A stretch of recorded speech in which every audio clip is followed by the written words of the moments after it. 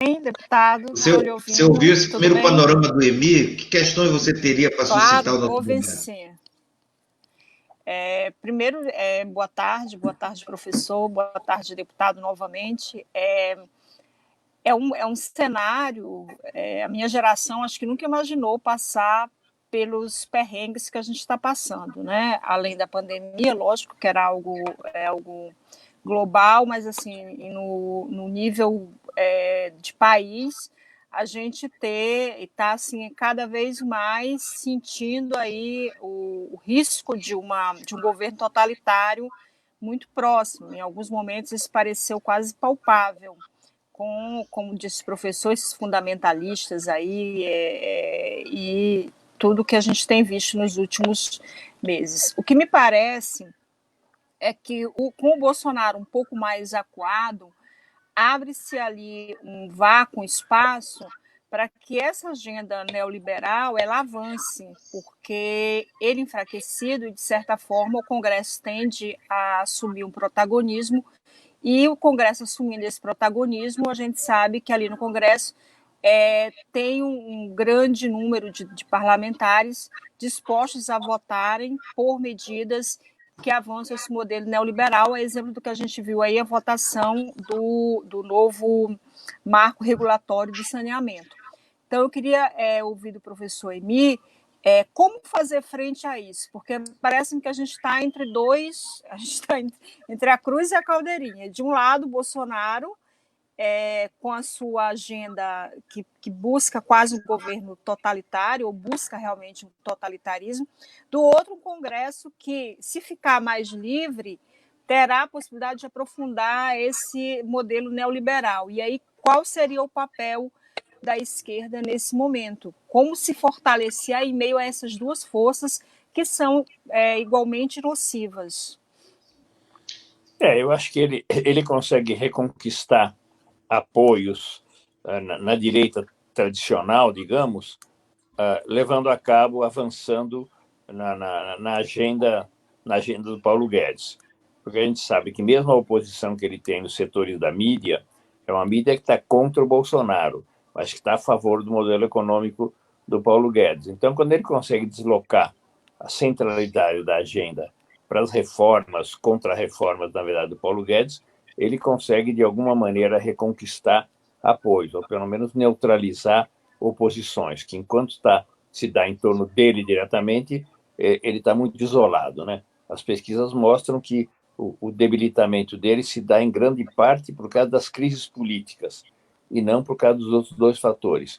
Então, quando ele consegue pacificar relativamente, deslocar a agenda para a questão, para as propostas neoliberais, ele consegue avançar. Eu acho que a gente tem que centralizar, fortalecer a ofensiva contra ele, inclusive jurídica, inclusive contra os filhos, de tal maneira que o desestabilize, que faça com que ele seja prisioneiro da crise, pelo menos da crise política que ele tem. Mas, repito, a questão de fundo é explicar para a massa da população que ele é responsável pelas mortes da pandemia e explicar que ele é responsável pela depressão econômica, não é mais recessão, a depressão econômica e pelo desemprego generalizado. Então, a gente tem que ter uma atuação mais forte nos meios de comunicação e no trabalho de massas, mesmo com as limitações que a gente tem pela quarentena, né? Como é que o senhor avalia aí essa tentativa de formação de uma frente ampla? O senhor é otimista em relação a essa frente ou... Não, eu acho que o Lula tem razão. A frente tem sentido e é preciso uma frente mais ampla com os setores que estão a favor do fora Bolsonaro. Senão, na verdade, é uma coisa que se dilui, né? Deixa de ter um objetivo central. Nós também queremos mais do que isso, queremos o fora Paulo Guedes também, mas pelo menos o mínimo que a gente pode ter para primeiro plano de frente é que estejam a favor do fora Bolsonaro. Senão, ela se dilui muito, uma frente com Moro, com Huck, etc. Tal.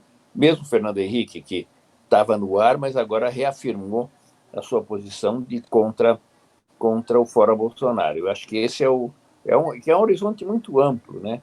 Porque nós somos, quer dizer, um setor 70% da sociedade aparentemente estaria pelo fora Bolsonaro. Então, eu acho que esse deveria ser o critério da esquerda.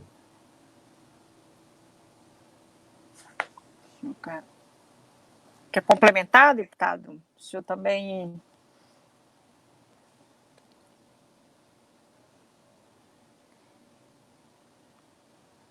Eu não estou ouvindo o deputado Bordalo. Está sem o som.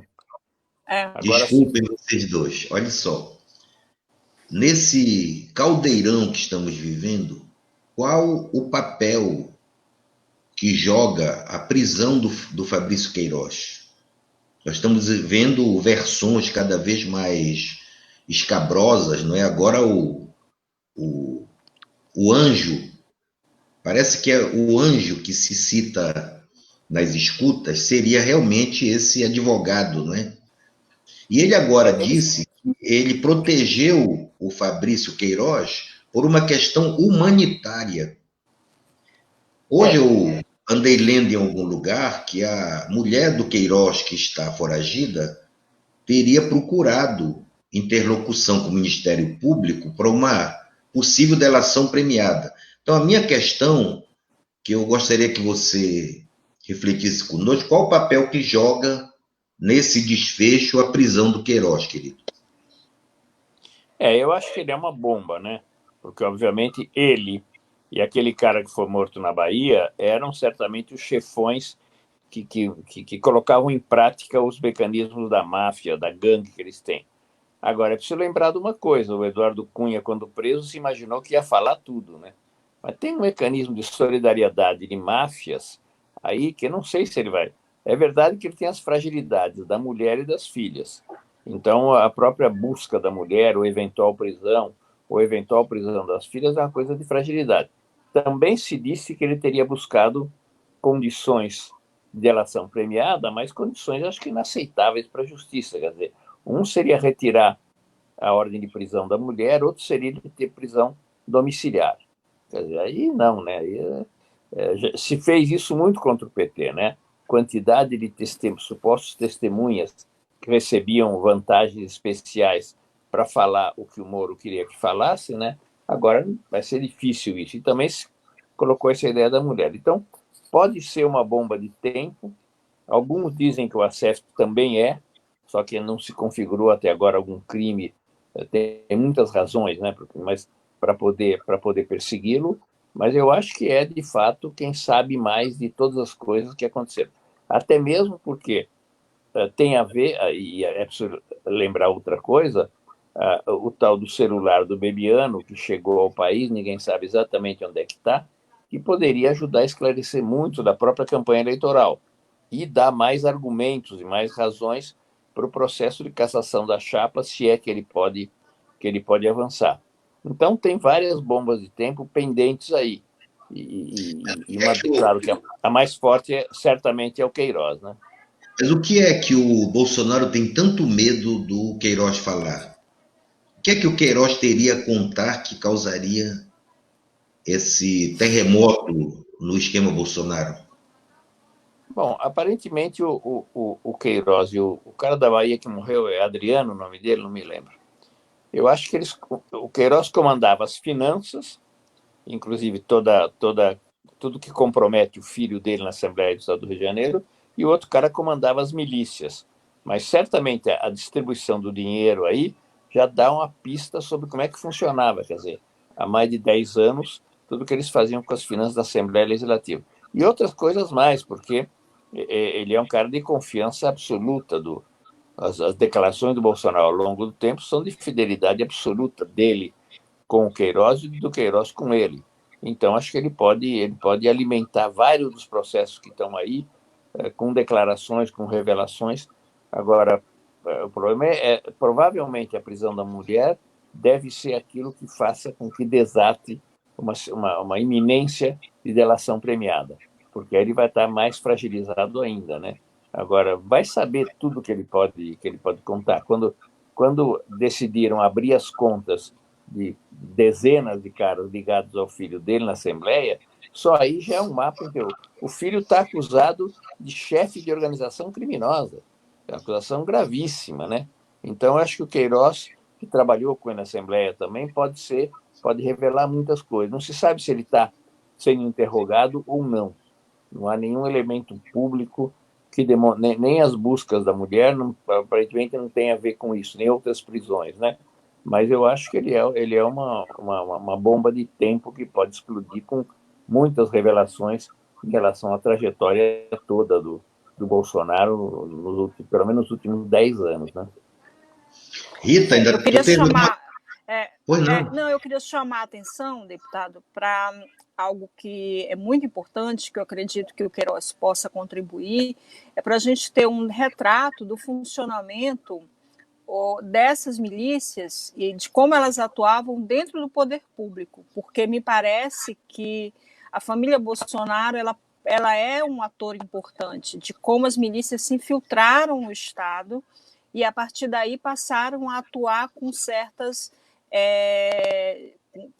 garantias, com apoio de policiais civis, policiais federais. Então, acho que o Queiroz poderia contribuir muito. Seria bom alguém chegar com ele e falar isso.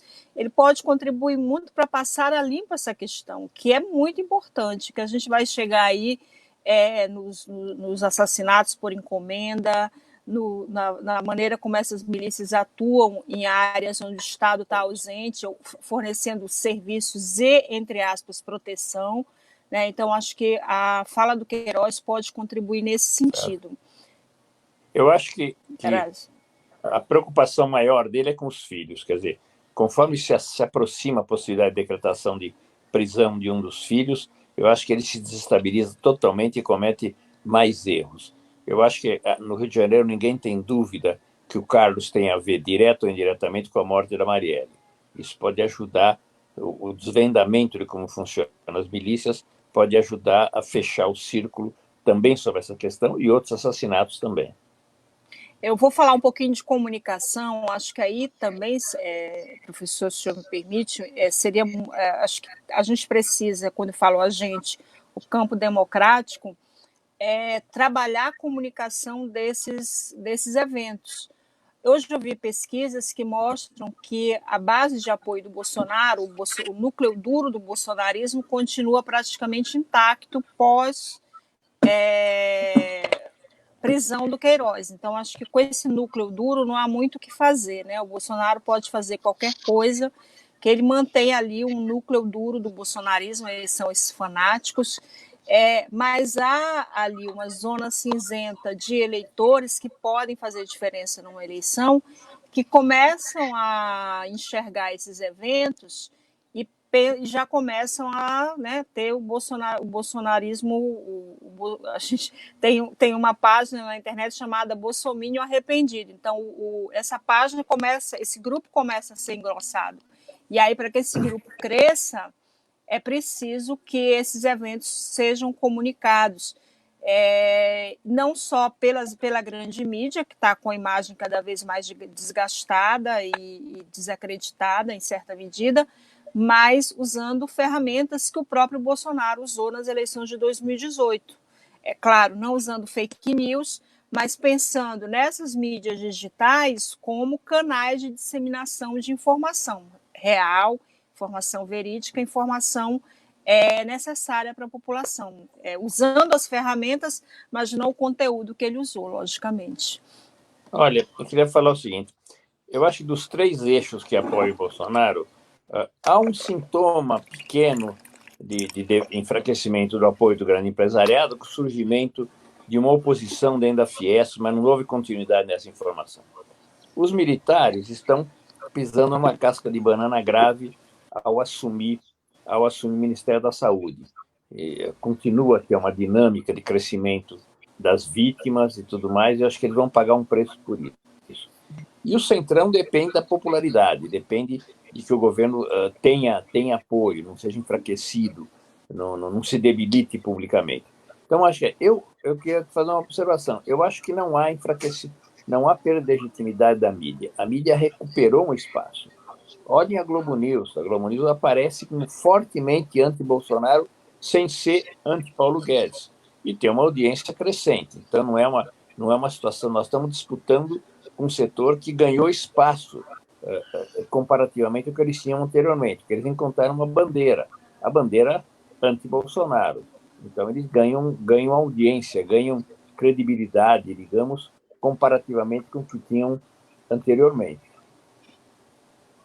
Muito bem, vamos tomar um cafezinho, Rita, Emi, que eu vou pedir aqui a minha querida Angelina Anjos. Angelina, tem gente, quem é que está conosco já, querida, por favor? Olá, está conosco o professor Helder Bentes, o Louro Ferreira também está aqui, a Leda Roma, boa tarde, deputado Bordalo e seus companheiros, a Rosiane Oliveira está assistindo a gente,